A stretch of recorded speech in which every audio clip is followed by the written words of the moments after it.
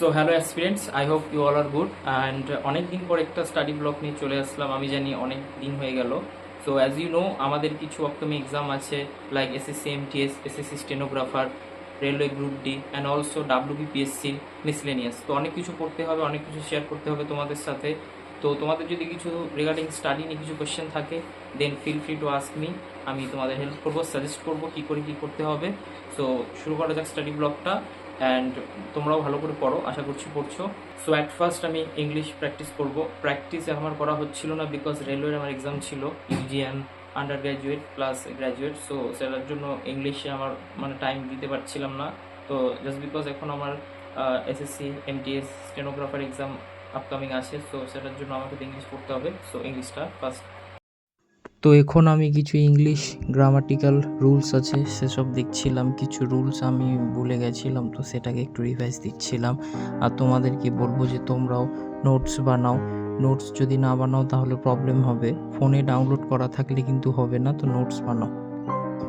আর grammatical rules তোমরা ভালো করে প্র্যাকটিস করো, রিভাইজ করো। গ্রামাটিক্যাল রুলসের নোটস বুক বানাও, এটা হেল্প করবে।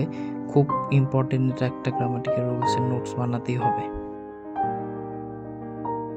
এখন আমি কিছু ভোকাবস আছে সেটা করছি। কিছু important vocabs, previous year question base করে ভোকাবস ছিল আমার বানানো, তো সেসব প্র্যাকটিস করছি, আমি রিভাইজ দিচ্ছি।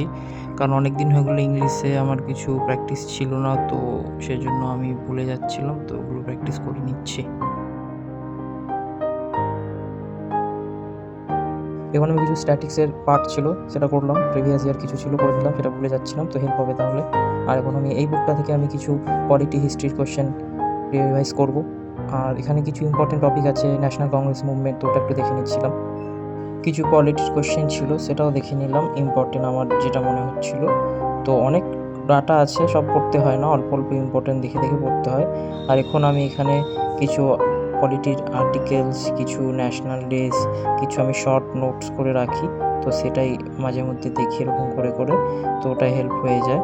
আর এখানে আমি কিছু ইকোনমিক্স দেখছি, ইকোনমিক্সের কিছু টার্মস, কিছু পলিসি, ওটা ভুলে গেছিলাম, ওটা দেখে নিচ্ছিলাম। আর তোমাদের যদি কোনো স্টাডি রিলেটেড কোয়েশ্চেন থাকে তাহলে আমাকে করতে পারো, আমি চেষ্টা করব হেল্প করতে। তো সবাই ভালো করে স্টাডি করো।